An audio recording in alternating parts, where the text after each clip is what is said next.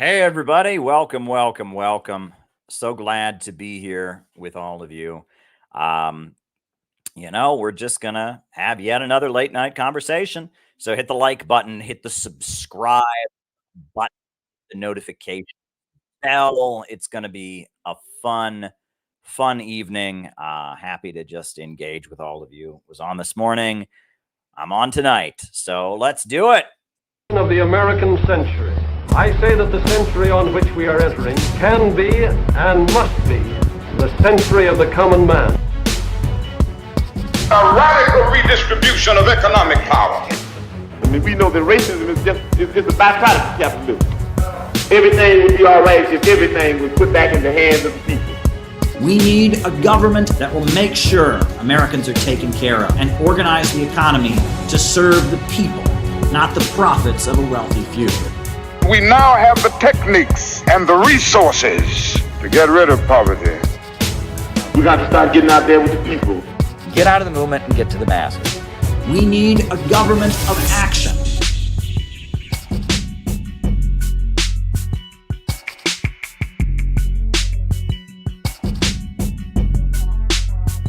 Welcome, everybody. So glad to be here with all of you tonight. Now, for those of you who are familiar with the way these streams work, I give my opening remarks, and then from there, we do a roll call where I call you all out as I see you, names and locations. We find out who's on the other side of the camera, and then from there, after it's all over, after everything, we then do the roll call. We then have me answer questions. And I answer questions for the rest of the night.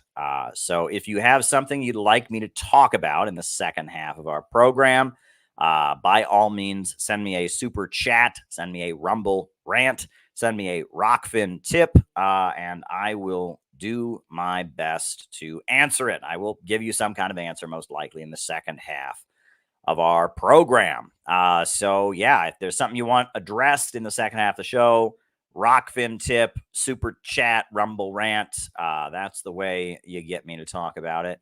I do those in the second half of the program. And for the first half of the program, I give opening remarks. And for the second bit is the roll call. And then the final bit of the program is me answering people's super chat questions. And that's the way it works. So if you got something you want me to talk about, shoot me a super chat, Rumble rant, Rockfin tip. So I've been starting out every stream with a reminder of a very, very, very important development, which is the upcoming Portland conference, December 2nd in Portland, Oregon. We are having the Center for Political Innovation National Conference. It's going to be very exciting. We'd love to have you there. Make your travel arrangements. Please come. We need you there. If you're able to donate to help us do the conference, we are trying to make sure we have enough money to do it smoothly. We got some all-star guests, Garland Nixon, Scott Ritter, Jyoti Brar, some great people are going to be there. We got David Rovics. We got Nick Brana of the People's Party. It's going to be pretty amazing. It's going to be a pretty amazing conference out there in Portland, Oregon. So we would really like you, if you could, to send us a donation to help us hold it, to be there. It's going to be the biggest event we've done in quite some time. I think it'll be the biggest event we've ever done by far. The reception we did for Scott Ritter after the Rage Against the War Machine had about 160, maybe 200 people there at the most. This is a venue that holds 250, and we're hoping to fill it up. 250 people out in Portland, Oregon. So please help us cover the expenses. Please make a point of being there yourself. It's going to be quite an exciting last month of the year. CPI is marching ahead. So we really appreciate everything. That's one thing I wanted to share with you all. Another thing I wanted to share with you all, I don't know if you all remember, but for a while, for quite some time in the last few months, the CPI was doing morning messages. Do you remember that? we were doing morning messages, and we kind of got out of the habit. You know, it was difficult, because, we had to do one every day, and we kind of got out of the habit. Well, that is starting up again. Starting tomorrow morning, we have a bunch of morning messages. We're ready to start playing them. So starting up tomorrow morning, the morning messages on the Center for Political Innovation YouTube channel are starting up once again. Every morning at 6 a.m. as much as we possibly can, which, it's looking to be pretty regular now. Every morning at 6 a.m., the Center for Political Innovation, we'll have a morning message. So I'm putting the link, and we're starting that practice up again. We are starting it up again. Morning messages on the Center for Political Innovation YouTube channel. Got a beautiful message coming up in the morning at 6 a.m. from a friend of the CPI community. After that, we got some more messages from some more members and friends. And if you have something, if you have something that you'd like to contribute, if you'd like to make a morning message, by all means do so. The more the merrier, the more people that are involved and speaking up. We are a community that is about empowering people. So starting up again tomorrow, CPI morning messages will commence once again. We're very excited. And thank you to everyone who sent me a morning message. Glad that I can get this going once again, because it was a great thing for our community to do. It's really, really important that we do these morning messages. And so we're getting it going again. We're starting it up again. So very, very, very exciting. So as I said before, something you want me to talk about in the second half of our show, Super Chat, Rumble Rant, Rockfin Tip, whichever platform you're on, send your question. I see Jamie Turner sent his first, he sent a Rumble Rant that's on the Rumble. If there's Super Chats, I'll answer people's questions in the second half of our program. Please send them. That's the way we do things.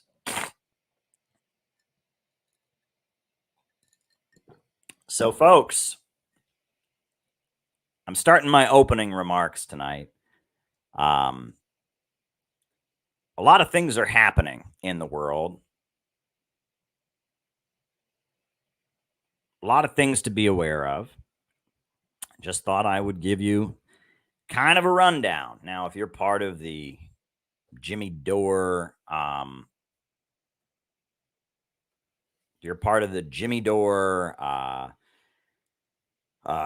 what is it? Jimmy Dore, Max Blumenthal, if you're part of the Scott Ritter, if you're part of the anti-imperialist social media universe, you may be aware of some of these things already. But if you're not, it's hard to keep up with. It's hard to keep up with all the things that have been happening lately. And I just thought I would bring a few of them to your attention. So, one thing, all over Europe, they are outlawing and fining people money and arresting people for waving Palestinian flags. This should be front page news, but in Britain, in Germany, and I believe a couple other places, they have made it a crime to display the Palestine flag. They have made it an actual crime, and people have actually been arrested. I agree, Jenny. It is outrageous. It is absolutely outrageous. And people are being arrested for displaying Palestine flags. They claim this is an anti-Semitic symbol. They claim this is a symbol in support of terrorism. France, too, I believe. France, too. They are criminalizing support for a flag that hangs in the United Nations. There is a Palestine flag at the United Nations. The Palestinian Authority is recognized by the UN, but still, in Britain and in Germany And someone said in France as well, they are arresting people for displaying Palestinian flags. Now, if that wasn't enough, if that wasn't all, somebody, shout out to Bill, Bill Preston, who sent me this news item, which just blew my mind. It utterly blew my mind. At Harvard University, which is considered to be the greatest university in the United States of America, one of the greatest academic institutions in the world, a number of students, faculty signed a letter opposing Israel and saying that Israel was ultimately responsible for the attacks on the Palestinian, responsible for the attacks that just happened. That it was a result of Israel's oppression of the Palestinians. There is now a truck driving around the Harvard University campus with the faces and names of all the students who signed the letter. They're calling it a doxing truck. Okay, now it sounds too insane to believe, but I will show you a couple pictures of the doxing truck. They are driving around Harvard University with a truck displaying the names and faces of all the students who dared speak up in support of Palestine. You cannot make this up. Yes, it does, and we'll talk about that. But this is what is happening. Now, you want to talk about cancel culture, you want to talk about this is unbelievable. This truck is at Harvard University, and it says Harvard's leading anti-Semites, and they are driving around with people's faces and names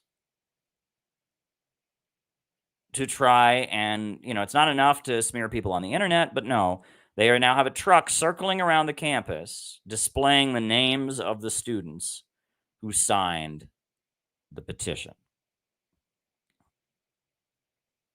Now, this is unbelievable.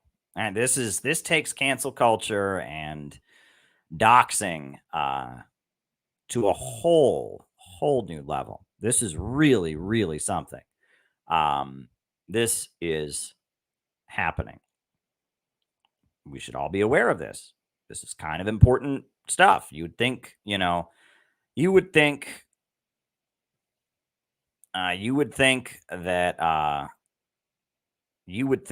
people would think, okay, it might be one thing to write nasty things about someone on the internet, but could you imagine going to a college and because of your political opinion, there's a truck driving around calling you an anti-Semite with your face on it? That is really, really something special. So there's that.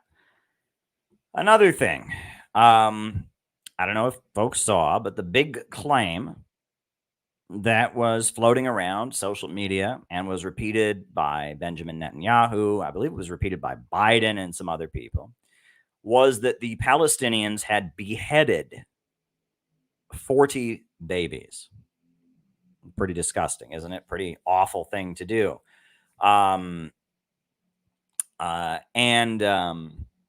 If you look at it, this isn't true. This is based on a claim of the sort. There's one very non-credible individual who is making this claim, who is a pro-Israel activist. Thank you, Ellie Marino. You're on the list. Very good point.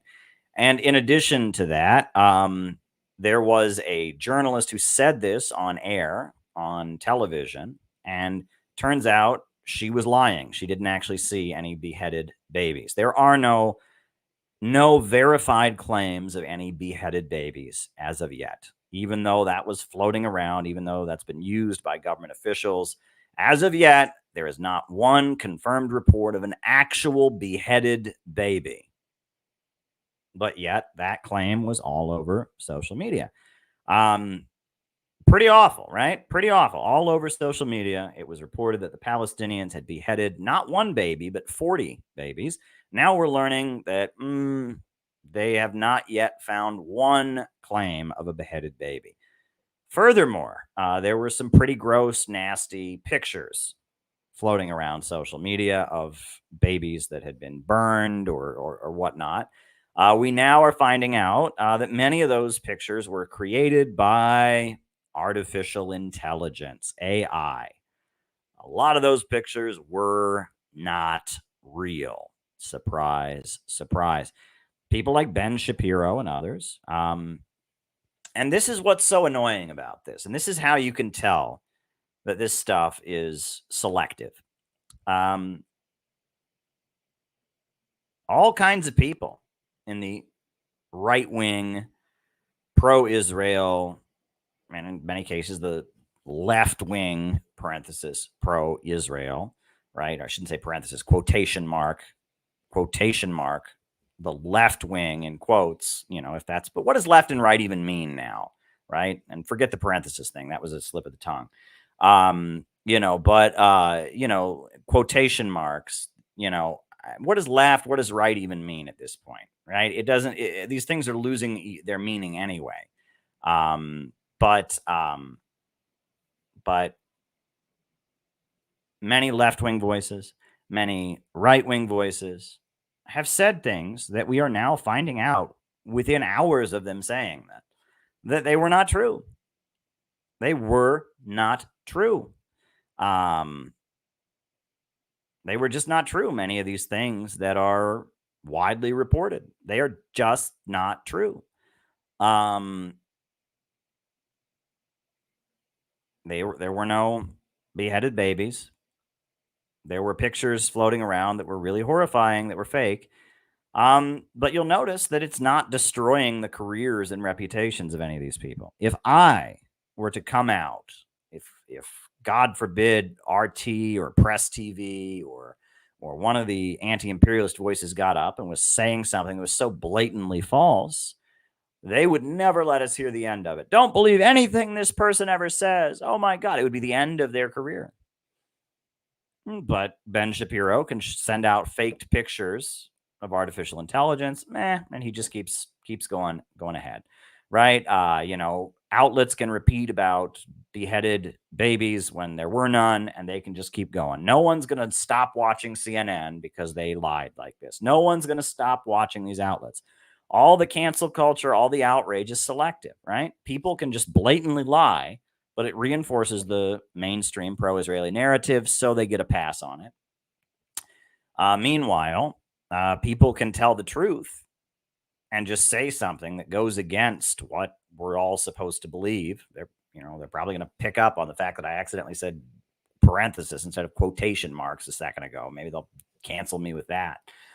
Which was totally just a slip of the tongue. I don't know why I said parenthesis. I know that's an anti-Semitic thing, and that was dumb, and I do apologize. I meant to say quotation marks, and I was slip of the tongue and whatever. But anyway, that'll be only the 100th time I've been canceled, so I'll survive. But it's annoying. It was totally a misspeech. But anyway, it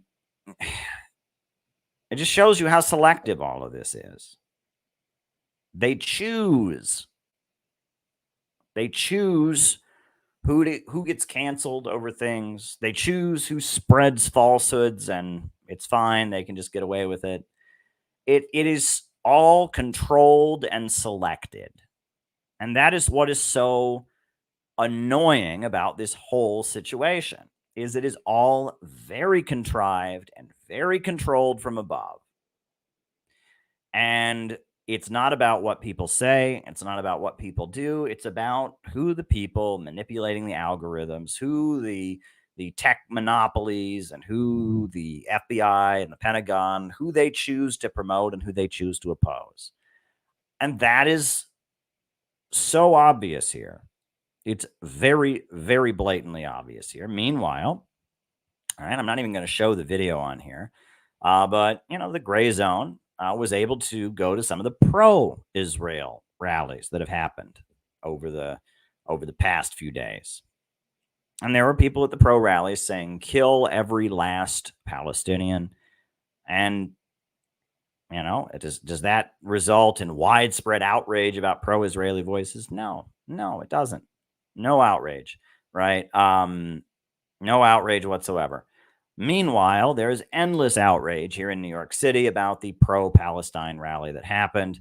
Um, there's endless outrage about it. The DSA has apologized for it. I mean, it is getting to be pretty ridiculous. Meanwhile, well, we have yet to find any actual true confirmation of an actual Israeli baby that got beheaded. There was a 4-year-old child who died today, whose parents work for Sputnik News, right? And I will let you know about that. And no outrage about this child, none, right? Her parents are reporters. They were reporting on the Ukraine war with their 4-year-old daughter, who they were taking care of. And the Ukrainian forces bombed them, and they killed their 4-year-old child. Someone I consider to be, more or less one of my colleagues, producer for Sputnik News, Kaber Afiki.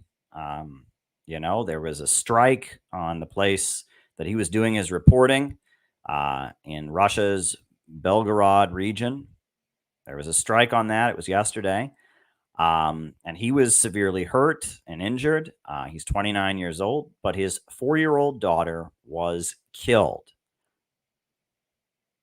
I mean, it's utterly horrifying.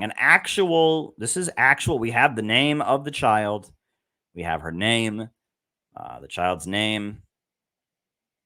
I mean, this is a real situation where an actual 4-year-old girl, Amina, the daughter of 2 journalists who work in Russian media, was killed when there was a Ukrainian drone strike in their area. And no one cares because, we're not told to care about Russia. You're on the list. We're not told to care about Russia. We're not told to care about, about Russians. Russian lives, we're told, don't matter. Russia's the evil oppressor country. So no one cares. There's an actual dead baby. I mean, she's 4 years old, an actual dead toddler. No one knows about it who's not an RT in the RT Sputnik universe. No one cares because mainstream media doesn't care. Meanwhile, we're all fired up about 40 dead babies that don't exist, that they can't even prove even exist. This is infuriating. And that's why some of us get very, very, very frustrated by all of this. We get very, very frustrated by this whole situation. And it just shows you, at some point, and you all kind of know this, but I'm going to say this to all of you. I'm going to say this to all of you because there may be somebody who hasn't gotten to this point, and you can help them get to this point. You have to just decide what side you're on. Because I know a lot of people who they'll listen to some of what I say about Russia and Ukraine, and they'll listen to some of what I say about China and stuff like that, and they'll admit I'm right, but they just don't want to give up on mainstream media. They just want to be part of the club and believe mainstream media too. They just can't bring themselves to say mainstream media represents the voice of the enemy. Anti-imperialist media represents the truth. They just can't do that. They've got to hold on to this. Well, there's truth on both sides. Well, there's I don't know, the RT is biased, but so is CNN. I don't know. They just hold on to this. And there's just some people that just can't get over this hurdle and recognize that mainstream media lies. They lied about the babies in incubators from Saddam Hussein. They lied about weapons of mass destruction in Iraq. They lied about chemical attacks in Syria. And it looks like they lied again about 40 beheaded babies. And they lie and they lie and they lie. Meanwhile, the track record of genuine anti-imperialist media is pretty darn good. That doesn't mean that mistakes aren't made occasionally, but when there is a mistake, there's a correction. They admit their mistake, and there's a huge effort on the part of anti-imperialist media and media from the countries that are opposing Western mainstream media to bend over backward to make sure everything we do is accurate, because we're constantly being accused of being propaganda. Meanwhile, the mainstream media, they just told the whole world that 40 babies got beheaded and it was fake news, and they just keep going like nothing happened. No apology, nothing. Nothing. And people are getting their Palestine flags taken away, and they're getting arrested for waving Palestine flags. And Harvard is driving around doxing people, as anti-Semites for being pro-Palestine. And they're just fine with that. No outrage about free speech. I'm telling you, you got to decide what side you're on. You can't just keep playing this game of, well, I'm going to take it on a case-by-case basis, and I don't want to be on any side. I think for myself. You got to stop that. Do you trust the anti-imperialist media? Or do you trust the media that told you there was weapons of mass destruction in Iraq, that told you that that Gaddafi was handing out Viagra to women so they could rape people, and that's why the USA had to bomb and destroy Libya? I mean, you just have to make a choice at some point. You can't keep sitting around forever.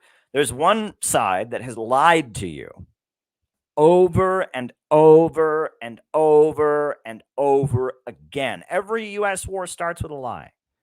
The invasion of Panama started with a lie. The invasion of Grenada started with a lie. The invasion of Iraq started with a lie. The Gulf War started with a lie. Every single U.S. war starts with a lie, and they're lying to you about Ukraine right now. They lied about Syria. They lied about Libya. I mean, every single U.S. war starts with a lie, and it's told to you by the exact same people. Meanwhile, there's those of us in the anti-imperialist media who say, wait, let's wait until we have all the facts. I don't know about that. And we always end up being right. But people just, and then you show them that we were right. Gaddafi wasn't really handing out Viagra to rape women, that Bashar Assad didn't really gas his own people with chemical weapons, that there weren't really beheaded babies.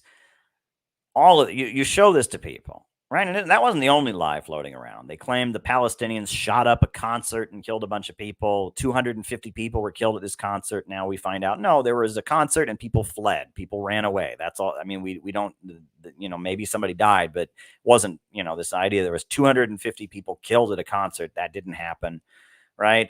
We're being told that the Palestinians are all raping people. That's not confirmed, and it was just all these. There was just this barrage of fake news that went out. And then on top of that, they're making it a crime to disagree with it. If you march with a Palestinian flag, if you go to Harvard and disagree with it, they're going to try to destroy your life. And it's just, I'm asking people, why do you keep trying to hold on to believing someone who's lied to you over and over and over again? And why do you hold off fully committing to the people who have consistently told you the truth? They told you the truth about Libya. They told you the truth about Syria. They told you the truth about Iraq. I mean, it's like anti-imperialist media, the forces, the anti-imperialist countries tend to tell the truth. They do. And so it's like, I know all of you probably know this, but there are people in your life who don't know this, and you just have to break it down for them like this. Say, look, they have lied to you so many times, and the lies they tell are so vicious, and they lead to wars that make life worse. No one can argue that Iraq is better off since the USA invaded in 2003. No one can argue that Libya is better off since the 2011 U.S. regime change operations. Is Syria better off being subjected to, over a decade of civil war by the United States? I mean, is Afghanistan better off after 20 years of being occupied by the United States? I mean, they lie. And then the lie is that these people are being so horrendously oppressed and that there's this awful thing. And then we find out that that's not true. But then the lie is used to justify a military operation, a military attack. And that military attack is supposedly to protect people. And that military attack in Iraq or Afghanistan or Libya or Syria always ends up making things worse for the very people we were supposed to say we're, supposed to be caring about. How many times? And you just need to tell this to your coworkers, and you need to tell this to your classmates. You need to tell this to your friends. How many times are people just going to keep going, okay, but I'm still going to give CNN a chance, and okay, but I'm not going to trust RT. I'm not going to trust Press TV. I'm not going to trust Telesur. I don't know. I mean, how long are you going to hold on to this, right? How many chances are you going to give CNN? And how long are you going to hold on to your suspicion to the people who always get it right? How long until you can just admit right and wrong do exist in this world, and the imperialists are wrong, and the anti-imperialists are right? How much longer? How much longer can we? I mean, you just have to break that down for people. If there's somebody in your life who will listen, no point in saying it to somebody who won't listen, but somebody in your life who will listen, you need to just break it down for them that way and make it clear to them. Look, it's happened over and over and over again. You have to make a choice. Until you make a choice, it's not going to change. Until you make an actual choice about who you're going to listen to and whose side you're on, it doesn't really make a difference, right? And you just have to say to the person, look, this has happened over and over again. Are you actually going to make the choice, or are you just going to keep on the merry-go-round, keep going around on the merry-go-round every time? You just have to confront people with that. Are you going to acknowledge the pattern in front of your face, or are you going to deny it? Now, classical psychoanalysis describes psychosis and neurosis. Neurosis is when people are unable to recognize patterns in their lives. They keep making the same mistake over and over and over again. And everyone is like this to some degree or other. All of us have patterns in our life that we do not acknowledge. All of us are stuck in a little bit of a rut one way or another. That's true. That's just part of life. So that's just part of life, right?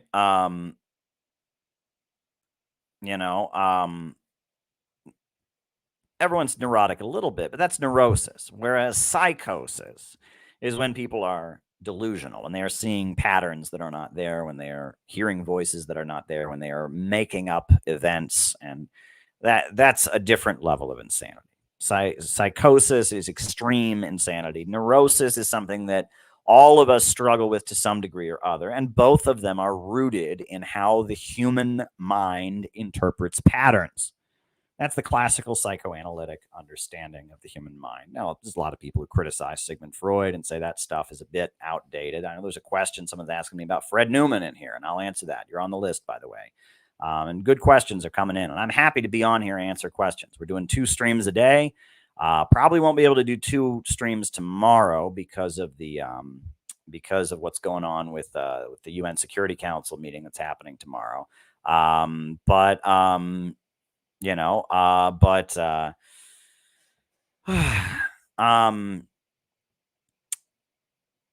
yeah, I mean, this is just an ongoing situation people need to acknowledge. Now, the Uhuru case is something that we have extensively covered on these streams, and Gray Zone has had some great coverage of it lately.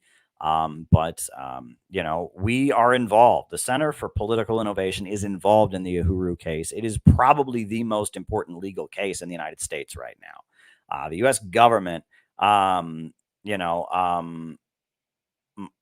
the U.S. government is trying to basically outlaw anti-war activism on the grounds that it is being a Russian agent. And the Uhuru case, is the test ground for that. And it's an important case. And there's going to be some important protests. November 4th, I believe there's going to be a protest in Washington, D.C. There's going to be some important conferences. Our member, John McCarthy, who's very dedicated and active around that case, is involved. There was a motion filed for dismissal. There were arguments made in Tampa. Our member, Peter Coffin, went to the courtroom in Tampa and was there to support the Uhuru people, which was a very important thing that he did. And we are on top of that case as much as we possibly can be, and it should be on the front page of every newspaper, because if they can succeed in outlawing anti-war activism, we're in a world of hurt. We're in a dangerous place in terms of freedom of speech and freedom of assembly. So there's that that people should be aware of. Yeah, I mean, these are the things that are on my mind tonight. And they're on my mind tonight because I'm concerned about the future of the country, and I'm concerned about the way things are moving, and I would like people to wake up. Now, I want to just say this while I'm here. Just want to say this, and I want people to keep this in mind. Good people can be wrong. Let me emphasize that. Good people can be wrong. Look, if you're supporting Israel right now, you're wrong. All right? That's my view.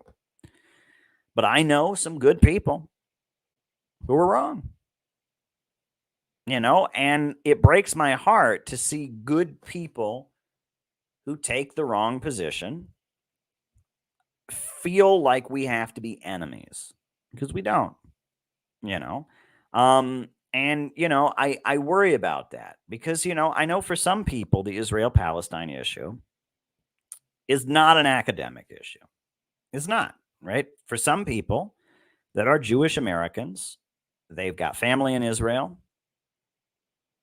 and they just, they're just going to see things from one perspective. And to be part of their family and to have grown up the way that they grow up, they're going to see things one way. And I think they're wrong.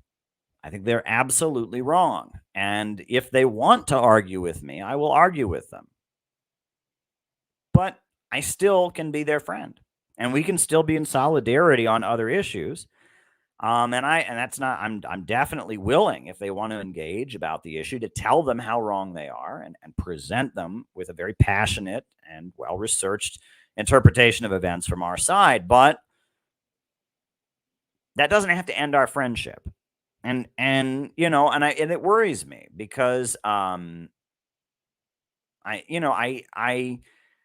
feel that social media gets people into a situation where you either agree with me or go away. And especially right now when we're in the midst of this very intense situation, as far as the whole, burning babies thing, right?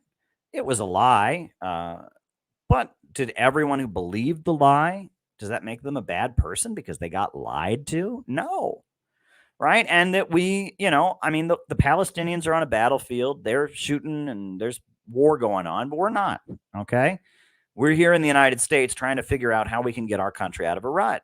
And while, I am vehemently on the side of the Palestinians, while, I think RFK and Tulsi Gabbard right now, their chance of being a voice for anti-war sentiment, it's going to be a while before anti-war people trust them again, unfortunately, just because of the stance that they've taken. And I think it's going to be hard to sell themselves to anyone who's anti-war right now, the way they're talking. But that said, there are people, even within our circles, who are good on every other issue. They get China, they get Russia, they get People's Korea, but you know what? They got family in Israel, and this issue, they can't. Well, I'm sorry. If you're like that, it pains me to see that. And I wish you could come to see the light on the Israel question, but just because we disagree doesn't mean that you have to be out of my life forever. Be gone. I don't play that way, right? I want us to have that attitude. And as weird as that attitude might sound in these circumstances, there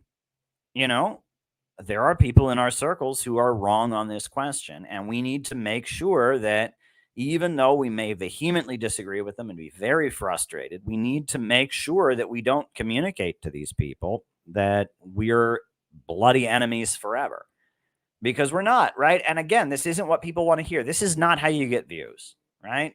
The way social media works, it's a big fandom, right? It's, the purity fetish and all that. I'm not building a social media brand. I'm building a in real life community called the Center for Political Innovation. And if we're going to do that, if somebody walks into our community and they are just, they're good on everything else, but on the Israel thing, they just, well, we got to be able to say to them, look, this is how our community does feel. We take the Palestinian side, but you're still allowed to be here. You're still allowed to be here. And we're still gonna, we're still going to, treat you as a beloved member of our community. You're just gonna have to understand we take the pro-Palestinian side. And that's that. But we need to make that clear, right? We need to find that way. We need to hold on to relationships, and that there's way too much of just cutting everything down based on this purity. And when you're just on the internet, you can do that.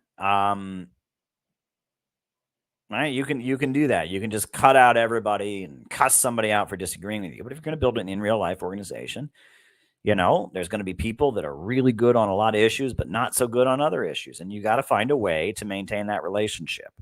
And this isn't what anybody wants to hear, right? There's probably people watching this that are furious right now. And I understand that you're furious, right? I mean, if to how the Palestinians have been lied about, how the Palestinians have been smeared, and how the Palestinians and they've called them, baby beheaders, and it turns out to have not been true. And they're being killed and they're getting ready to kill them. And I'm with you, right? That we need to call out Israel, and that, and this is the time to condemn Israel's crimes and speak up in support of the Palestinians. If ever, I am with you 100%.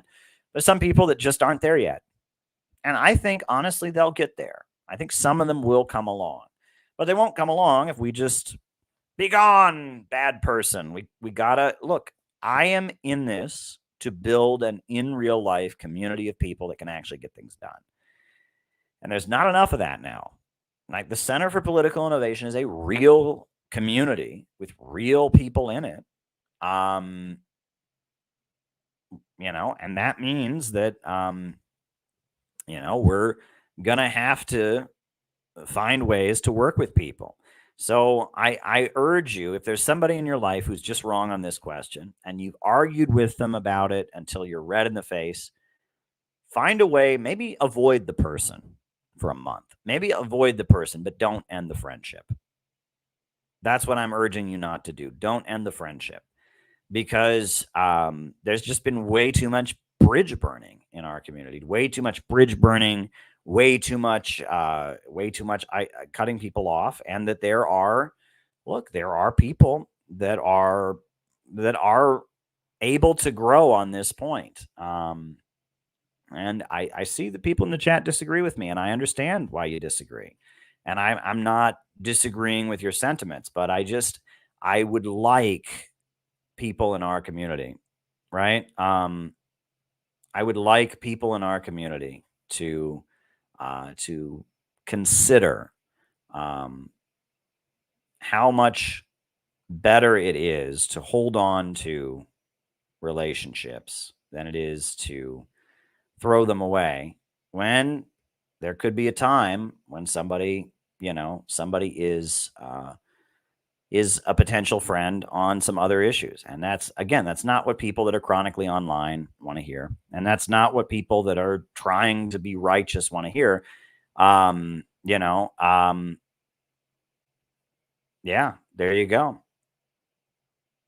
Yeah. And, Tyler gets it. You gotta find a way that people can just be dead wrong on something, but you don't make them your enemy for life. You find a way that, well, we have one relationship, we don't have another relationship. And honestly, and I'll tell you this, sometimes you can learn the most by talking to somebody who vehemently disagrees with you. You don't change your views, but you learn the most. And that came across in my conversation with Angela McCurdy, the libertarian, right? I talked about how some of the criticism I've gotten over the years from libertarians actually taught me more than the criticism that I got from people who agreed with me, because they were seeing things from a totally different perspective, and they didn't get me to change my mind. I certainly did not change my mind, but at the same time, I learned from the insights they were able to bring to the argument. Whereas if somebody just agreed with me, I wouldn't learn from them. and that you want to be constantly expanding your horizons. You want to be constantly finding new angles to look at things through. So there you go. That is my advice on that point. So yeah, why don't we do the roll call? Names and locations. I will call you all out as I see you. We'll find out who is on the other side of the camera. And then I'll start answering questions. So we got Finn in Duluth. Welcome, Finn. All right. Welcome, Finn. Who else is with us tonight? Names and locations. Who is with us tonight? Seasoned noob in China. Welcome. John Whitty in Houston. Welcome.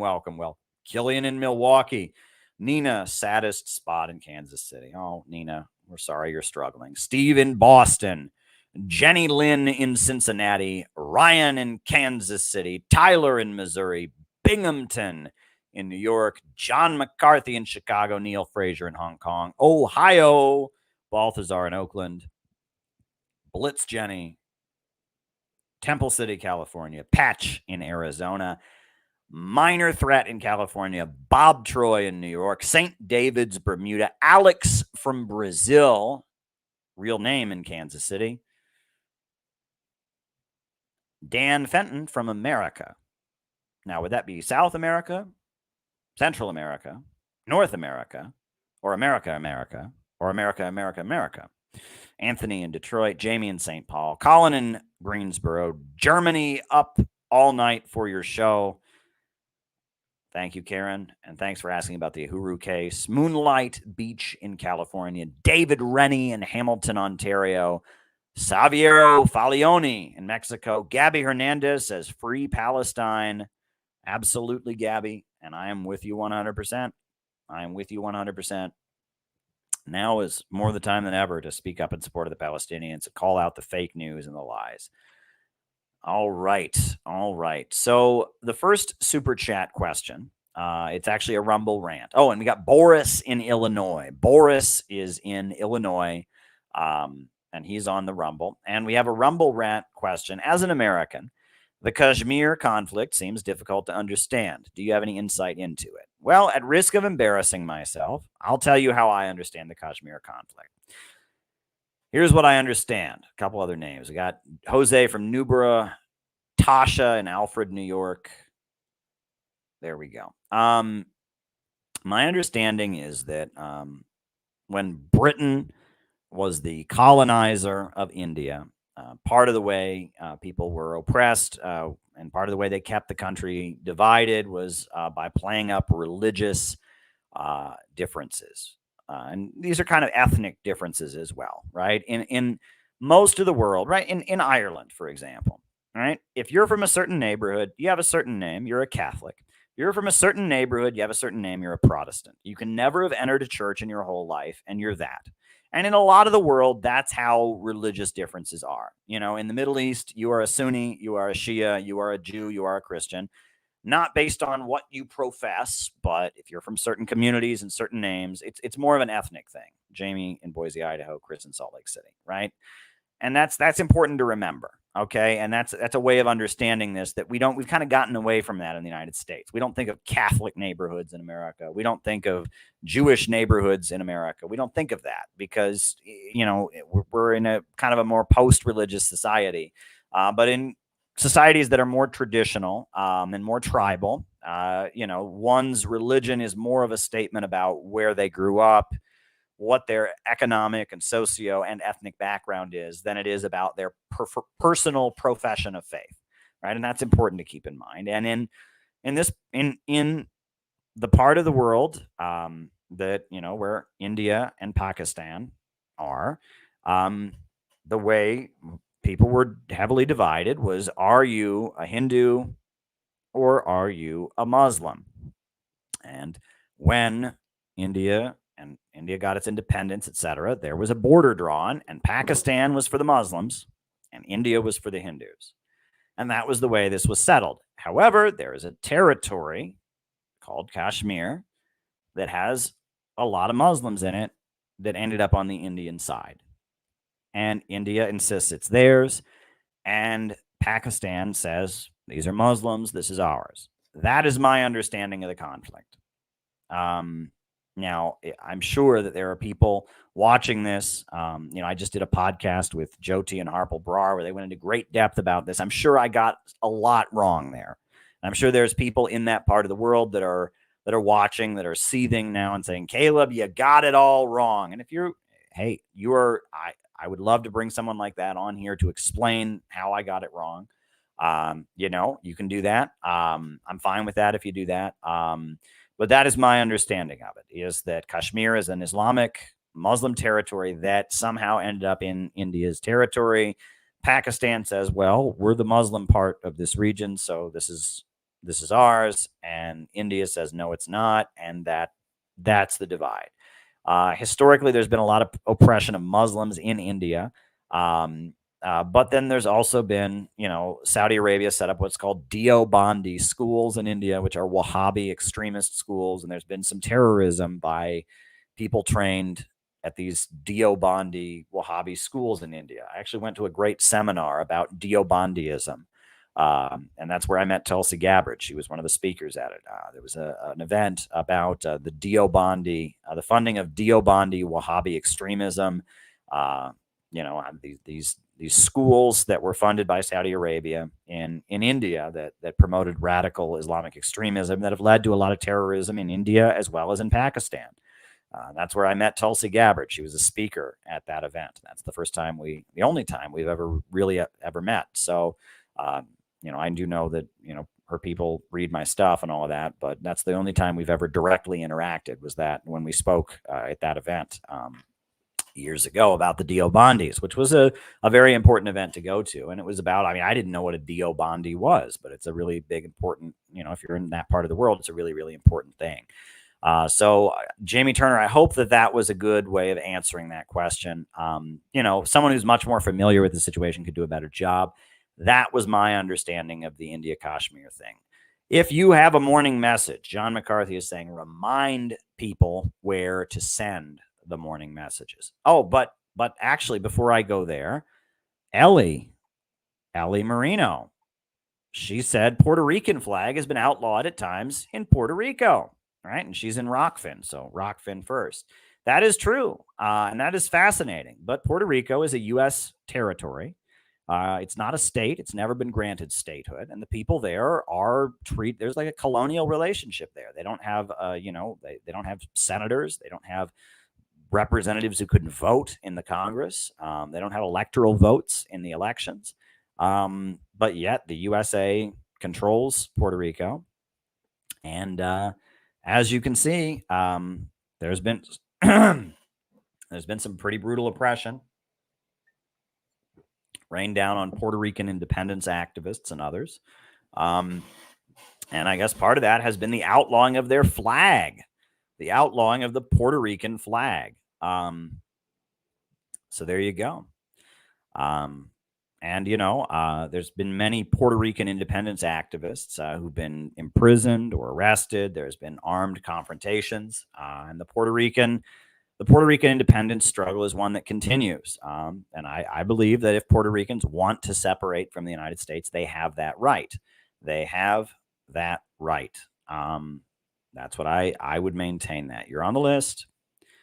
You're on the list. I would maintain they have that right. So there you go. There you go. Okay. Remind people where to send the morning messages. You can send it to my email, calebmaupin@gmail.com, all one word. And you can send it that way. Send it by WeTransfer. I'll take a look at it. If it's what we want, we'll put it up. Most messages we get, I don't think we've ever rejected one yet. But, who knows? Someone could send us a message and halfway through they strip naked or something, then I wouldn't post it because that wouldn't be appropriate for our channel. But for the most part, if you're a friend of CPI, if you're a member of CPI, if you like what we do here and you want to make a message, that's great. We've had a few celebrity messages that have been made, from friends of our community. That was really, really great. Nick Brana made one. Lori Spencer has made one. That's been pretty neat.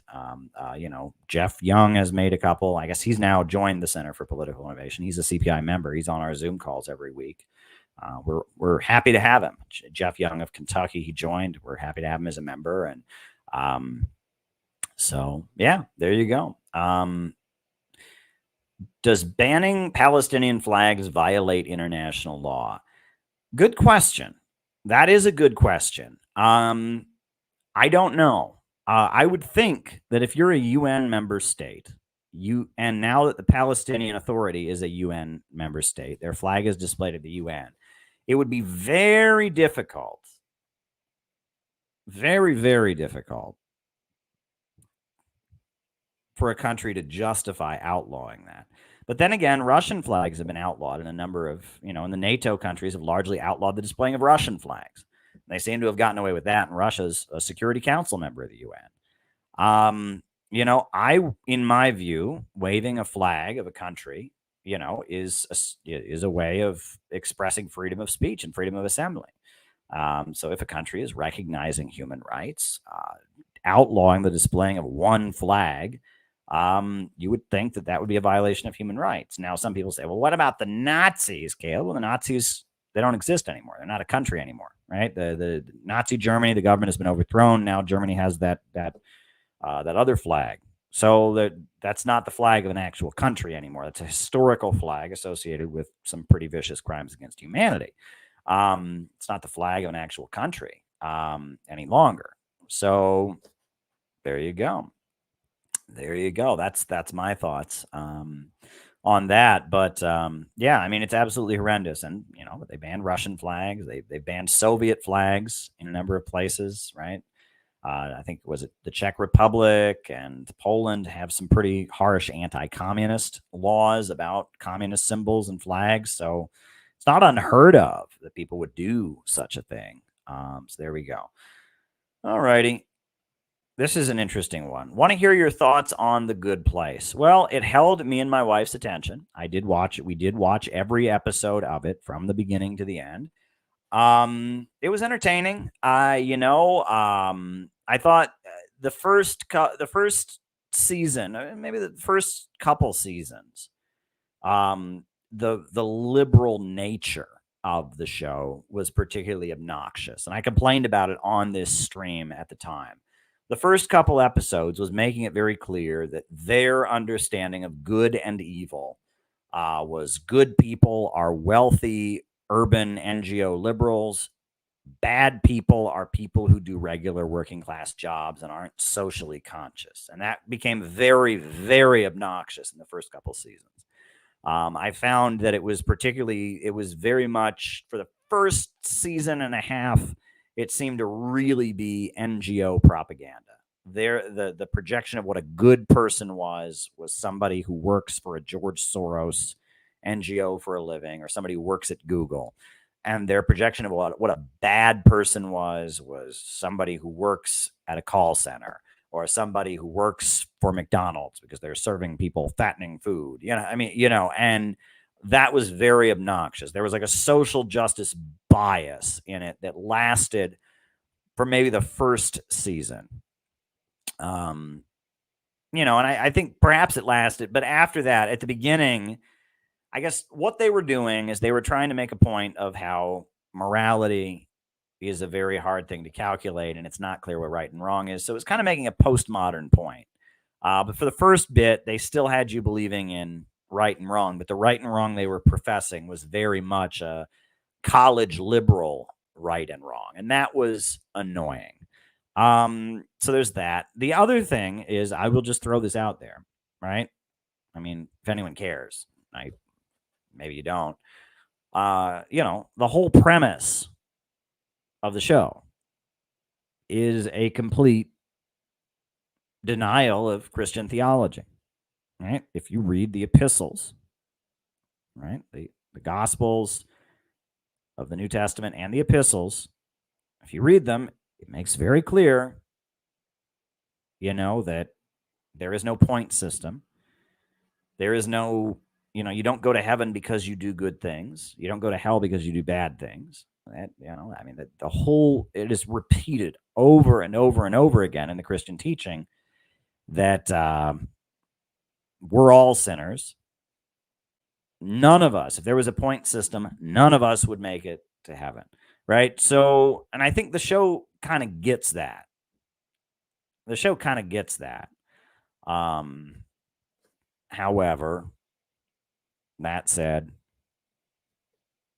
it's kind of making the point that any point system would be impossible to calculate. That's kind of the point. It had good character development. I mean, I don't know what more you want me to say about it. Wasn't the best show ever made. I don't know. I mean, it held my attention. My wife and I watched it from beginning to end. Sometimes it was very moving. Sometimes it was kind of dumb or disturbing. I mean, I don't know. It was just, yeah. I mean, at some points it thought it was way smarter than it was. The philosophy angle got a little obnoxious. Look how smart we are. That got a little obnoxious after a while. But, whatever. I don't know. I mean, look, I don't have a high opinion of Netflix. Honestly, I think Netflix is propaganda, and I maintain that. Netflix obsessed with cults and why you shouldn't join a group. You should just stay home and watch Netflix and let them run your mind. Netflix that has a very liberal edge to it. Netflix is very much a propaganda vehicle. And is the voice of the liberal bourgeoisie.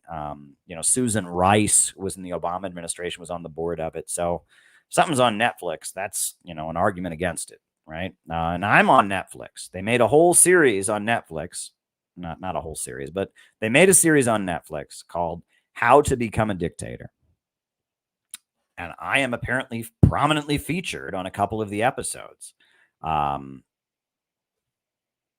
I'm the symbol of an angry mob, because in 2013 I was at the White House and there was a group of people that were supporting the terrorists in Syria, and I shouted at them, "You're a terrorist murderer!" And they show the clip of me standing there at the White House shouting, "You're a terrorist murderer." They show it, and How to Become a Tyrant is the name of it. I have had so many people email me screenshots. "Oh my God, you're on Netflix, Caleb. You're on Netflix, Caleb," which goes to show you that, I mean, they've been working on the smears against me for years, right? That came out long before the cult allegations and all that came out. That shows you how long they've been working on this, right? I mean, they said, the fact that they inserted that into a Netflix episode of all the people they could have be the symbol of evil mob, they picked this guy. They picked me. And they just showed it's like psychological programming practically. They just showed my face a couple times. There's someone really bad, this random guy. Oh, we're going to once again show you there's someone really bad, this random guy, right? I mean, just happens to be an RT reporter, just happens to, be running the Center for Political Innovation. I mean, take that for what you will. Perhaps I'm being egotistical. Perhaps I'm overblowing my own sense of importance, but isn't that what we all do, right? If I wasn't as important as I thought I was, I wouldn't be the center of my own universe, and neither would you, right? But there you go. I'm not a huge fan of Netflix. Not a huge fan of it. And I've never actually watched that. I've had so many people tell me about it and send me the screenshots. I've never actually watched How to Become a Tyrant because I've heard the whole series is pro-imperialist propaganda. It's against, every revolutionary anti-imperialist leader ever. And then on top of that, they just show my face at random times as the symbol of evil. So I have no interest in watching it. I've never watched it. I never have. I don't know if somebody can clip it for me. Right? Maybe there's somebody watching who can clip it. I'll make that like a clip we show on these streams. We'll try to own that clip. If someone can find that clip of me shouting, "You're a terrorist murderer," I'll try to make it our own. We'll start using it on here as a meme or something. That would be funny. We should try to re-own it, re-clip. I mean, that's what else can we do, right? So someone can get me that clip. Get me the clip of me shouting, "You were a terrorist murderer," or whatever they used. Someone get us that clip, and we'll start making it a thing in CPI. That'd be fun. That would be fun. All right. Role and meaning of the new Alliance Party, Fred Newman and social therapy. Well, here's the thing. I have researched that over the years. I still don't quite know much about it. I've only ever interacted with somebody from that community once. So yeah, what happened was years ago, I was a member of the Workers' World Party, and I was having a literature table in Union Square. It was summertime, and I would have my literature table out in Union Square every day. And one day, I had my literature table out in Union Square, and there was a woman who walked over to the table, kind of a middle-aged woman. And she had kind of a high voice, and she's like, I haven't seen Workers' World newspaper in years. And I'm like, oh, well, there you go. And she said, I'm part of the Vanguard, she said to me. And I said, what's the Vanguard? And she said, well, we have a lot of names, but we used to be the New Alliance Party, the International Workers' Party. I'm like, oh, really? And apparently this woman she actually ran a heroin recovery clinic. And she said, she said, have you read, and then she pointed, I had the book, What Is to Be Done by Lenin on the table. She said, have you read that? I said, yes. And she said, why don't you come talk about it with my patients? You could do a discussion. They need to know about Lenin. She gave me her business card. So then I went back to my party, Workers' World Leaders, and I said, should I follow up with this woman? And they said, no, that's a cult. Stay away from them. So I never followed up with her. That's the only time I've ever met anyone from that group, but they're still in existence from what I understand. There is something called the Castillo Center, which it runs the All-Star program. And I guess they do like therapy, like theater therapy with high school kids about racism, and they like do plays about racism or something with high school kids. I don't know much about it, but I have the two books by Fred Newman that are in print that you can get. The Myth of Psychology and his collection of plays, Down on the Corner. Haven't read Down on the Corner, the plays, never had time. I have read a lot of The Myth of Psychology. I didn't find it that profound. But this is a group, it's a group of Marxist, Trotskyist psychoanalysts. And they were around during the 1970s. They were centered around a guy named Fred Newman. And the leader of a woman who became the leader was an African-American lesbian activist named Lenora Fulani, who is still alive. And I think she runs the Castillo Center still. I don't know much about them.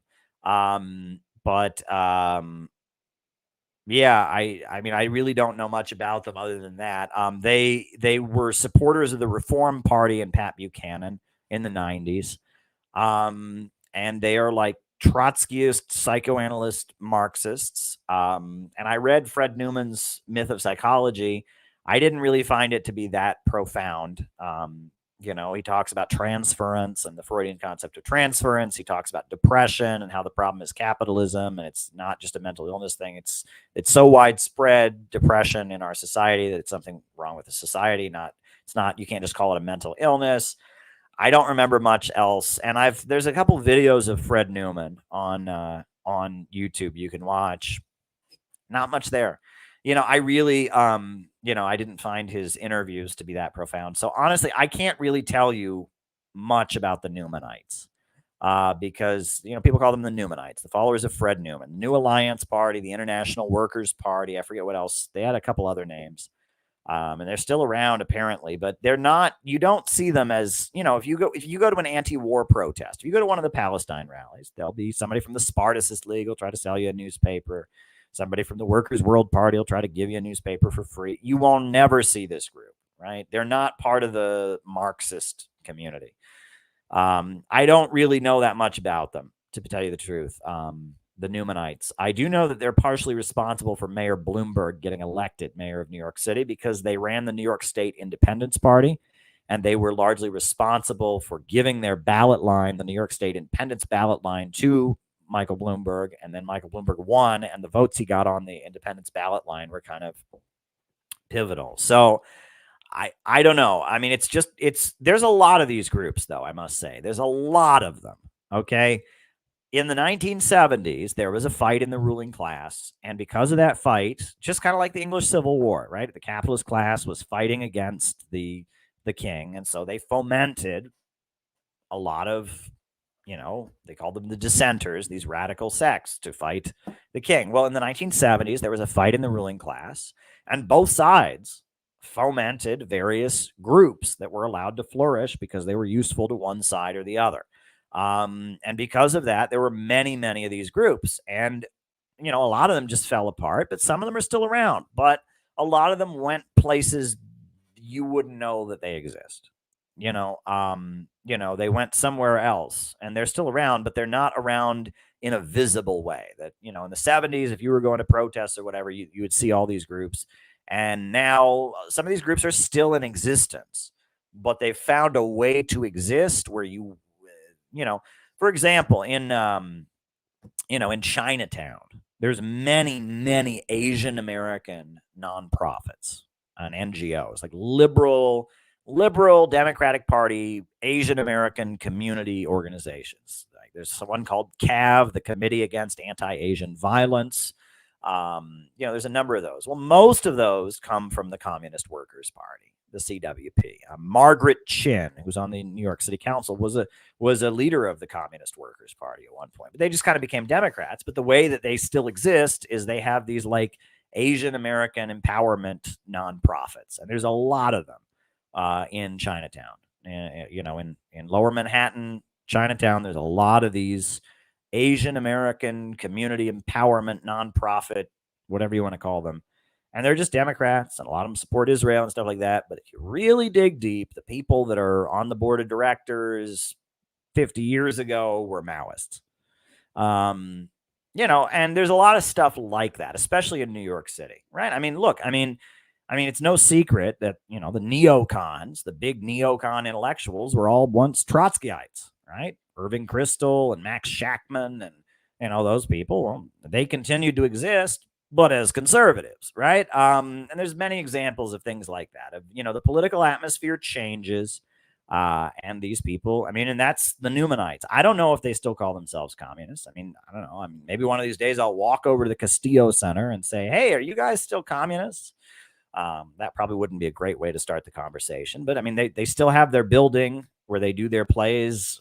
I think it's called the All Stars program, and it's like a high school theater program they do with kids, and they're called it's the Newmanites. It's Lenora Fulani and them, and they still run it, and it still exists, at least according to the internet. So I don't know.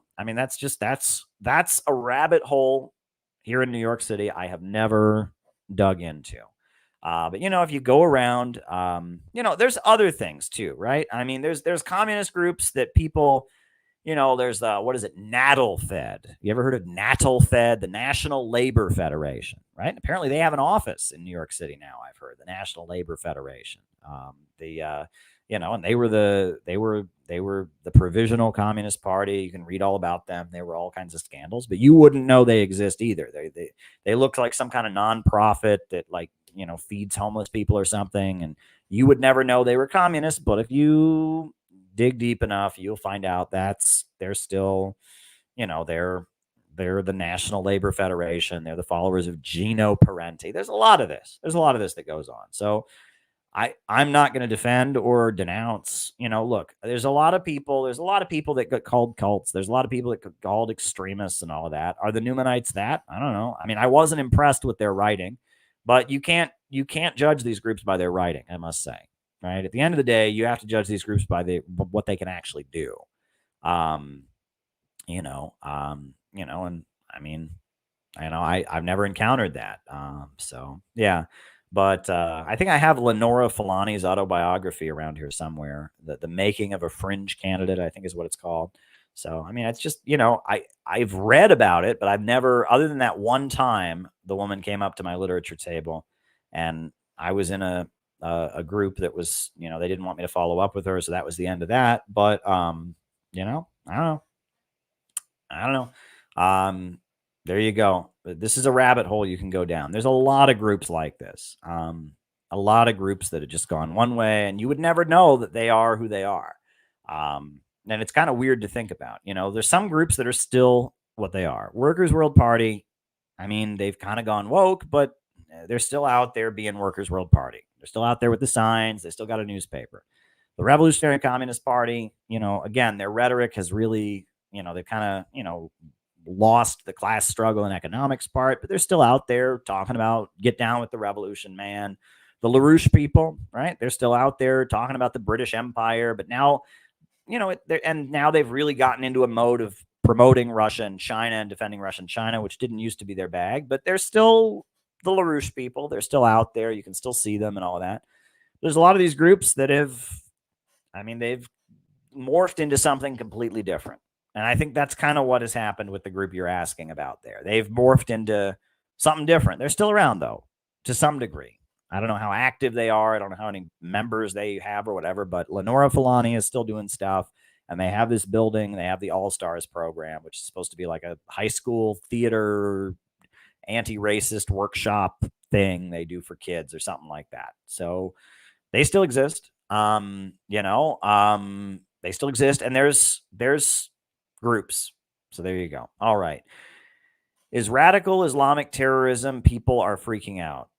I don't know. I mean, some people have suggested that you shouldn't use the term Islamic terrorism because, that smears Muslims that aren't associated with them with that. You should use the term Wahhabi or Takfiri or Salafi, but you shouldn't use the word Islamic terrorism because there's many Muslims that have nothing to do with ISIS. There's many Muslims that have nothing to do with Al-Qaeda.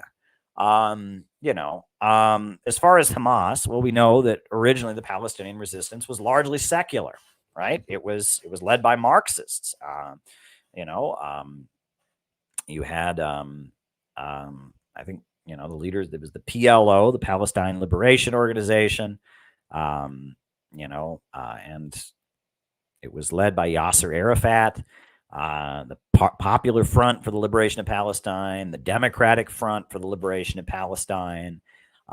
These were secular, kind of Marxist groups, and that we now know that it was Israel, the Israeli intelligence and others that made a big point of promoting Hamas because Hamas would be hostile as a religious group, as the Palestinian wing of the Muslim Brotherhood. It would be hostile to the communists and the secular forces. But now Hamas is the more radical wing of the Palestinians. They won the elections in Gaza, and now they are the more radical wing. So these things are complicated. But Hamas was the Palestinian wing of the Muslim Brotherhood. It cut ties with the rest of the Brotherhood. It's now its own thing. But they're Sunni Muslims, and they are fighting for the Palestinians. They're Sunni Muslims, etc. Hezbollah is a Shia Muslim organization aligned with Iran. Very different outfit, and they're based in Lebanon. All right. Venetian and British oligarchs ruling the world. Why does the nationality matter, Dan? Right? Is the issue what country they come from? Is the issue that, or is it the fact that, the banks, factories, and the industries are privately owned and operated for profit, and there's a small group of monopolistic bankers who dominate the global economy and are holding back development? We live under imperialism, the highest stage of capitalism. And yes, the British Empire is a big part of that. And the whole Venice thing, I can't comment on that, right? I don't, understanding Venice and Venetianism, that's not part of my my political pedagogy. But, the issue isn't what anyone's nationality is. The issue is the economic relations, right? The issue is that this is the economic system. Go and read Imperialism, the Highest Stage of Capitalism, or go and read our CPI educational manual. We Are City Builders. I don't know if you know this book. We Are City Builders. It's the CPI educational manual. I was just talking to Elizabeth about how we need to use our manual. We've kind of gotten away from using our manual. We need to get back to using our manual for the classes. It's designed, it's like an educational tool. We Are City Builders. People know this book. It's this CPI educational manual. And it's still available, but it's been a while. And we have it, and we ought to put out like a second book, I think. And that's what I was talking to Elizabeth about, make a follow-up manual. But yeah, it's called We Are City Builders, and it's still available. And it's got not only original CPI texts, it's also got it's got like writings by Mao and Marx and Lenin and Albert Einstein and stuff. And we put out, we have our educational manual about what the Center for Political Innovation stands for. And it's got, it's basically designed so you can give classes. And for a while, our members were doing that. They had reading groups with the manual. I think we should encourage our members to start that up again. And now, I'm working on maybe perhaps getting ready to start writing a follow-up manual with some additional information in it about organizations and stuff. But this book is designed, it's very cheap. It's only $14, and it's designed so that you can, here's the hardcover version of it, but it's designed so that you can just use it for classes. And there's imperialism. Lenin's definition of imperialism is included. There's discussion questions after every section. It's designed so you can start a reading group, a discussion group with your friends. That's what it's designed for. We are city builders. We have the manual, the Center for Political Innovation Education Manual. So yeah, there, if you want to know what imperialism is, nothing about Venice and Venetians in here. So there you go. All right. Does Gabbard read and watch Mop and Stuff? Does Gabbard read and watch Mop and Stuff? Well, rather than answering that question myself, I will just remind you of something. I will remind you of something that you should be aware of.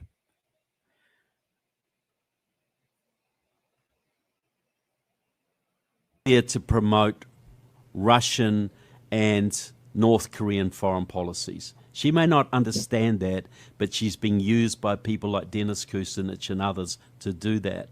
She also has some connections to the Center for Political Innovation, which is a very pro-Russian outfit run by a man called Caleb Maupin, who used to be in the Workers' World Party do that. She also has some connections to the Center for Political Innovation, which is a very pro-Russian outfit run by a man called Caleb Maupin and others to do that. She also has some connections to the Center for Political Innovation, which is a very pro-Russian outfit run by a man called Caleb Maupin. She also has some connections to the Center for Political Innovation, which is a very pro-Russian outfit that. She also has some connections to the Center for Political Innovation, which is a very pro-Russian outfit run by a man called Caleb Maupin. Now, for the record, I don't generally encourage people to believe what they read in the Epoch Times.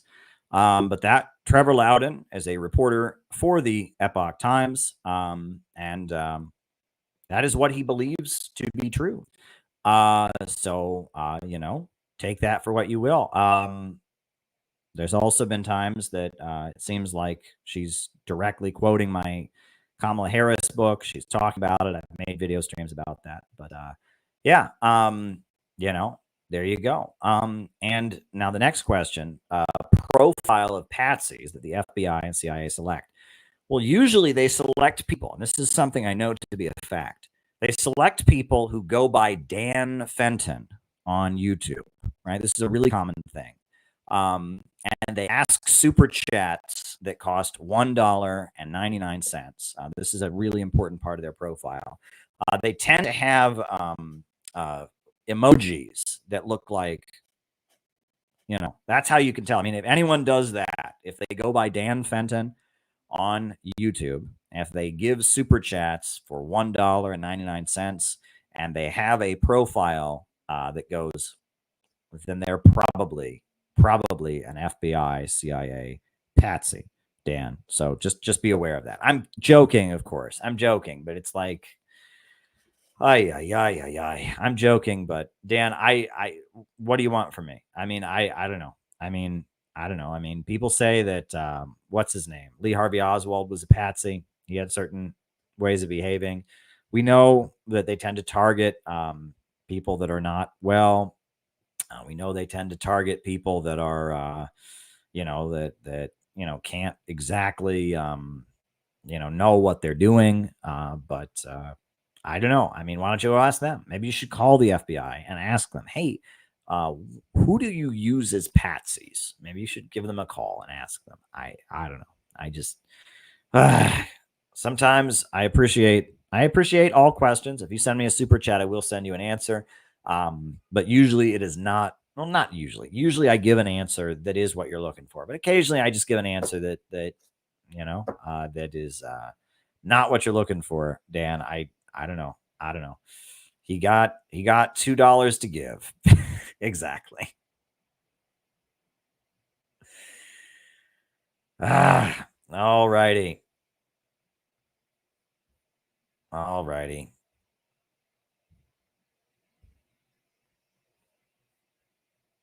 Okay. All right. Pros and cons of using a hammer and sickle in the U.S. Well, that's something I've gone back and forth about. The hammer and sickle is, a lot of people just think it's the symbol of Russia, right? And a lot of people think it's the symbol of Islam. That's a really common one. People think it's the crescent and the star. When I was in college, there was this girl I knew who was in the Tea Party. She was a soprano at my college. You're on the list. She was a soprano at my college, and she was kind of a Tea Party conservative. And I was wearing my hammer and sickle shirt one time. She walked up to me and she said, "Caleb, I don't know what that knifey hammer thing you're wearing is. I love that symbol. Do you know where I could get a shirt like that?" To be honest, it is a way of, it has some aesthetic power. But I do think when America goes socialist, that won't be the symbol of it, because that symbol is associated. I mean, even, China uses it a little bit, but not very much. And I think it has certain aesthetic power. I think it has its place, but I think the American socialist revolution, that will not be like the symbol. Okay. And I think we understand that, but it has its place. I think the hammer and sickle has its place. But that is not, we have to also recognize that, whatever socialism with American characteristics turns into, that's not going to be the symbol of it. And I think that's important to be aware of as well. It has its place, though, especially if you're talking about World War II. If you're honoring the defeat of fascism in World War II, you really ought to have the Soviet flag. It has its place in ceremony and ritual and making anti-imperialist or communist statements. I'm not against using it, but I don't think we should recognize it's not going to be the main symbol of anti-imperialism and communism in America. Dan, we love you, Dan. You can keep asking weird questions if you want. I apologize, Dan. We love you, Dan. You can keep asking any question you want. It's been a crazy, crazy week for me. But, hey, we're doing double streams. You all keep coming back for more. I had a great chat with Jyoti Brar, etc. You're on the list as well. People keep asking questions, so I keep giving answers. Pros and cons of you. Oh, I already did that one. See, that's how tired I am. I forgot what I just said. All right. What is the role of Dennis Kucinich? Is he anti-imperialist? Yes, he is. I know for a fact when I was in Cleveland, Dennis Kucinich was more pro-Palestine than the Communist Party was. Dennis Kucinich went to Gaza to support the Palestinians. Dennis Kucinich was very pro-Palestine. And the guy who ran his office was a Communist Party member named Rick Nagin, who was a Zionist, who was a supporter of Israel. And so Rick Nagin wouldn't allow the Palestine activists in Cleveland to meet at Dennis Kucinich's office because he ran it. So Dennis Kucinich would drive to the east side of Cleveland. Instead of going to his own office where the Palestinians wanted to meet, would drive to the other side of Cleveland to meet with the Palestinians. That's how pro-Palestine he was. Elizabeth Kucinich, very anti-imperialist. And, Dennis Kucinich, I mean, it's a wild story. He was the mayor of Cleveland when he was very young. He was like in his late 20s. He was the mayor of Cleveland. They called him the boy mayor. And he refused to privatize the electricity company. He refused to privatize it. So the banks stopped lending money to the city of Cleveland. So the city of Cleveland went bankrupt and he lost the election and he was out of office. But then in the 1980s, he was very opposed to nuclear weapons and he was Roman Catholic. And so he and some Catholic priests started protesting nuclear weapons and nuclear power. And he made friends with the Communist Party activists in Cleveland, as well as some of the pacifists and the peace movement. And one thing led to another, and he ended up in Congress. And he was anti-abortion when he first took office. And he was against gay marriage when he first took office. And he was very, very Catholic when he first took office. But as he became a candidate and an elected official in Cleveland who was associated with the peace movement, he started changing. He became pro-LGBT. He became pro-choice. And he stopped being Catholic and he became New Age, pagan, something or other. He's into mystical stuff. I think his ex-wife says they saw a UFO together. And look, I mean, Dennis Kucinich is a good man. He's a very, very good man. And everyone loved him. And the west side of Cleveland, that's where I went to college, the west side of Cleveland, even the Republicans would vote for him because he was like their friend. You know, his name is Kucinich. He's Eastern European. He's physically short. He's not a tall man. He's short, and he's always got a smile on his face. And he just kind of represents, you know, he's kind of like a Roosevelt Democrat. He's a populist, right? And there's a lot of people who don't agree with him about foreign policy, who don't agree with him on anything. They like him because he's like a good guy. He's Dennis. He's Dennis Kucinich. They like that guy. He gets them. He's charming. He's friendly. He's everything they like. He's a brilliant politician. And during the financial crisis, when people were losing their homes, people would call Dennis's office, and Dennis could negotiate on people's behalf with banks. And there were a number of people in Cleveland who didn't lose their home because Dennis Kucinich intervened on their behalf. And I know that for a fact because I was living in Cleveland at the time. And Dennis Kucinich, his office, if you lived in his district and the bank was going to foreclose on your home, Dennis Kucinich's office could intervene and get banks to renegotiate people's homes. That was huge. That was amazing. Dennis Kucinich was a brilliant politician. He's like George Galloway. He's like, you know, he's like one of these old left politicians. We don't have many of them left anymore. But it used to be that, you know, in urban centers, usually in the Democratic Party, you'd have a couple commies, you know, you'd have a couple people in the lower levels of the Democratic Party that were anti-imperialists, that were socialists, that were, you know, sympathetic to Cuba and countries like that. And that's Dennis, you know, and they weren't calling themselves communists necessarily, but they were good people. You know, I worked with Frances Dostal, right? She was kind of the woman in the Workers' World Party who was a mentor to me. I think I'll pull up a picture of her. Frances Dostal, right? Her husband had died a couple years before I joined, who was a big, important leader of the Workers' World Party. You know, and Frances Dostal was the older woman in the Workers' World Party who kind of mentored me. I'll show you a picture of her. You know, and she taught me Marxism, and I spent hours with Frances. She was just a really, really great woman. She had been in the Communist Party when she was her parents had been in the Communist Party when she was a child, and she'd grown up. She'd gone to Young Pioneers camps, you know, and she had been an anti-racist activist, and she'd been through McCarthyism, and she was a great person in many, many ways. Let me see if this picture is big enough. It may not be, right? I may have to pull up another picture. There's a couple pictures of her that I found. Let's see. Yeah, this isn't a good picture. That's her, but it's not big enough. So hold on. I'll get another picture of her. That's not a good one. But her name was Frances Dostal. I even made a little documentary that's on the YouTube channel. Just a great woman. She could remember the 1930s. She was a kid during the Great Depression, and she was a lifelong dedicated communist. My goodness, this picture isn't, I'll try with this one. This picture, for some reason, isn't much better, but we'll try this one.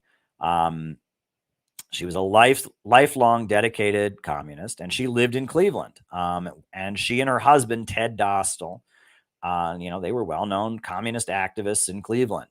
They were both in the Workers' World Party. They were old Trotskyites, but they were, you know, pro-Soviet, right? And this is a picture of Frances, right?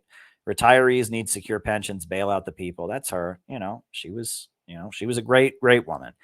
So, one of my memories of being a communist activist in Cleveland was at the Labor Day parade. We were at the Labor Day parade, and it was me and Frances. And we were handing out the Workers' World newspaper. And it was the Labor Day parade, and it was on the east side of Cleveland, so it wasn't even Dennis's district. The people there couldn't vote for him, but it was the Labor Day parade. Local politicians are there. So Dennis Kucinich is there, and he's walking around, shaking hands with people.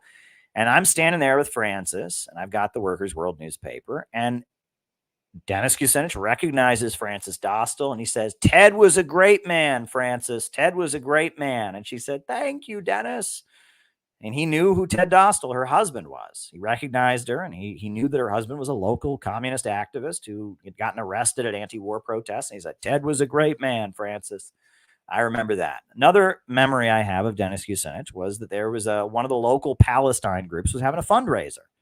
And so I bought a ticket ahead of time, and so did another activist that I worked with. And I came to it with a bunch of communist newspapers with me.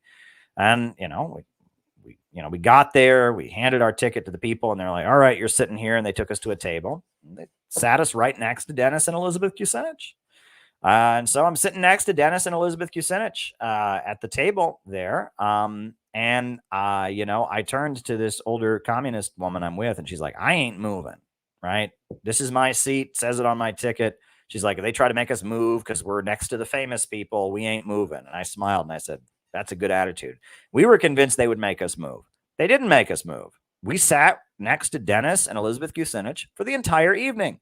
They didn't make us move.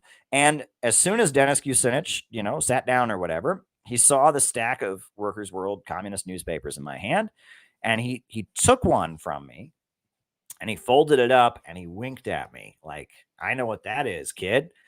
Now, I mean, he was a good politician. He was a friendly guy. He was a good politician. He was against the war in Iraq. He was against the Patriot Act. He stood up against the Bush administration and what they did.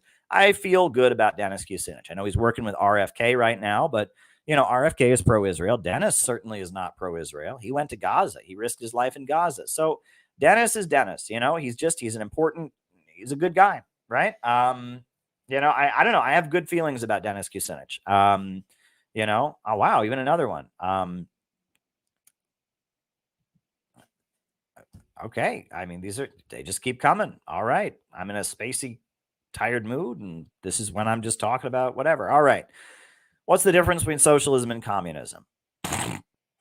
Well, a couple things here. So first thing is socialism is the first stage. All right. Socialism is when the banks and the factories and the major centers of economic power belong to the people, when we control the means of production. That's what socialism is. Socialism is when the people, a revolutionary people's government, controls the economy, controls the means of production, controls the commanding heights of economic power. Socialism is what they have in China. Socialism is what they have in Cuba. Socialism is what they have in Venezuela. Socialism is what they have in many anti-imperialist revolutionary countries around the world. It is the first stage. It is when capitalism is gotten rid of and the economy works as under the control of the people, when you no longer have the restraints on economic growth that come from capitalism. People are no longer homeless because there are too many houses. People are no longer hungry because there's too much food, because they've gotten rid of the irrational rule of profits, and the means of production are controlled by the people. That's socialism, or the first stage of communism. Communism generally refers to what they call the higher stage of communism, which is when, after years and years of socialism, so much wealth has been created that the need for a government fades away, that there's no inequality anymore because everyone has enough. So why would there be any inequality or difference between people? Communism is the ultimate goal, the ultimate vision of a world of so much wealth and so much of abundance that inequality has faded away, that people can just do what they feel like doing. There's no need for a state. There's no need for a government. Socialism is the first stage. Socialism is the road to communism. And socialism is what they have in countries where communists and revolutionaries have taken power. That's socialism. Now, it gets a little more confusing because generally it used to be that everybody that was against capitalism called themselves a socialist. However, World War I happened, and the Socialist Party of America, the leaders of it, a lot of them supported World War I. Eugene Debs was against it, but the Socialist Party, a lot of them sold out and supported World War I. The Social Democratic Party of Germany sold out, and all the parties around the world that were led by Marxists and all that sold out and supported World War I, they all had the name socialist in their name, or social democratic, or labor, or whatever. So Lenin and the Bolsheviks, who were revolutionary and the anti-imperialists, they said, well, we're not going to call ourselves socialist parties anymore. We're going to call ourselves communist parties so that people don't confuse us with the old sellouts. And so they became two distinct brands, I guess. Originally, Lenin and the Bolsheviks, they were called the Social Democratic Labor Party in Russia. But after a while, it became so clear that the Social Democrats had sold out and supported the war that then they had to come up with a completely new names. They became the Communists, so that no one confused them with the socialists who had sold out. So it's socialism and communism as political movements are interchangeable generally. Communism is a word that tends to be associated with the Russian Revolution, with China, etc. Socialism is a word that tends to be associated with reformists and moderate leaders, AOC and Bernie Sanders types. But at the end of the day, they're kind of interchangeable nowadays in terms of political movements. But as distinct stages of human history, when capitalism is overthrown, it's replaced by socialism. And socialism is when we control the means of production, when we organize the economy for the people. We make sure everyone has jobs, housing, and education. We control the economy. That's the first stage. And then socialism eventually leads to communism, which is the higher stage, which is a world of vast abundance, a world where there is no inequality, where there is no state, there is no oppression, the ultimate goal from each according to their own ability, to each according to their needs. Hope that was helpful, Gabby. Let me know if that was helpful. Chat on Hollywood, the Red Scare, Lucy and Desi. Well, Hollywood is a small city near Los Angeles in Southern California where a lot of movies are made. The Red Scare, there were two Red Scares in American history. The first Red Scare was right after World War I. It was the Palmer raids when they were going around deporting communists. The second Red Scare was the McCarthyism in the 1950s. I don't know who Lucy and Desi are. Now, when you said Lucy, I was thinking like Lucille Ball. Is that who you mean? But I'm typing Lucy and Desi. Lucy and Desi. Oh, that's a movie. That's a movie. Lucy and Desi. That is a movie. There's a movie called Lucy and Desi. I've never seen this. What is this? It's a documentary. Lucille Ball and Desi Arnaz form an unlikely partnership to become one of the most prolific power couples in Hollywood. This is a movie. I didn't know that. I had no idea. So Lucy and Desi is a movie. The Reds, are you asking how these things are connected? In Hollywood during the McCarthy period, there was a lot of what they called blacklisting. Glad it was helpful. There's a lot of blacklisting. They accused various people of being communists, and if you didn't get up and apologize immediately and then name a bunch of other people, accuse them of being communists, then you couldn't work in Hollywood. Lucille Ball did have some connections to the Communist Party, from what I understand. She was friendly with Communist Party people, and many people in Hollywood were. And you have to remember, before World War II, Roosevelt, was president, and the communists, Roosevelt was friendly to the Communist Party, and on Broadway and in Hollywood and at universities and college campuses, it was kind of a trendy thing to be a communist. It was a thing people did. Back in the day, it was a thing people did. And so after World War II, and the Soviet Union had been the ally of America during World War II. And so there were a number of Hollywood movies made during World War II.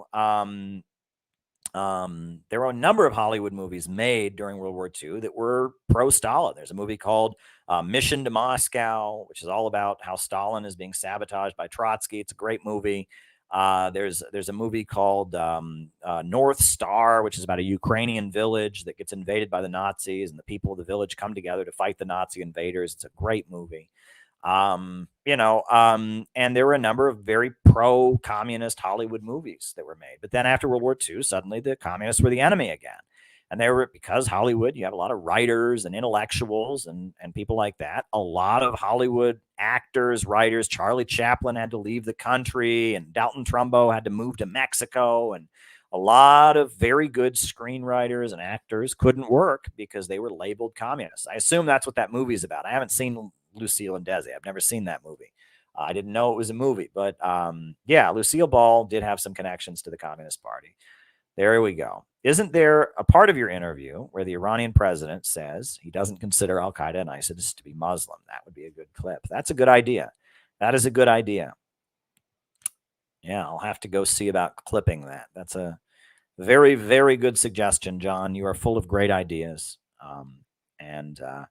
Look, folks, I am excited for Portland. I'm excited for the very, very important conference that the Center for Political Innovation is doing in Portland, Oregon on December 2nd.